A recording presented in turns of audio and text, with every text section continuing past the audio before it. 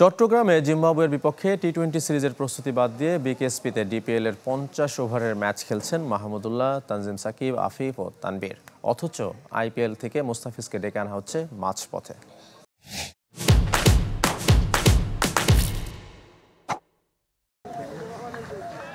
সাকিবের বলে আউট সাকিব।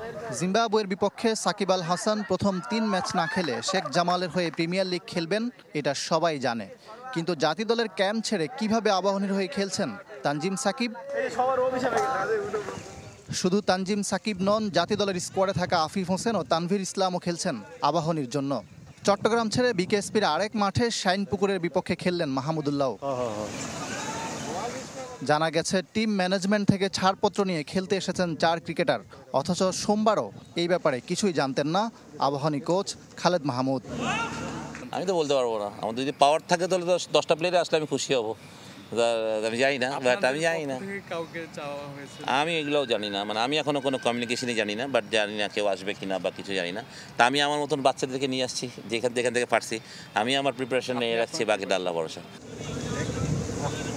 দুদিন বাদেই জিম্বাবুয়ের বিপক্ষে প্রথম টি-20, সামনে আসছে বিশ্বকাপ। প্রশ্ন উঠছে জাতীয় দলে ফোকাস না করে কেন ক্রিকেটারদের ওয়ার্কলোড বাড়িয়ে দেওয়া হলো। আবার আইপিএল খেলা মুস্তাফিজের ক্ষেত্রে বিসিবির ভাবনা উল্টো, জাতীয় দলের জন্য ফিরিয়ে আনা হচ্ছে ফিসকে। অথচ টি-20 সিরিজের আগে 50 ওভারের ম্যাচ খেলছে জাতীয় দলের 4 ক্রিকেটার।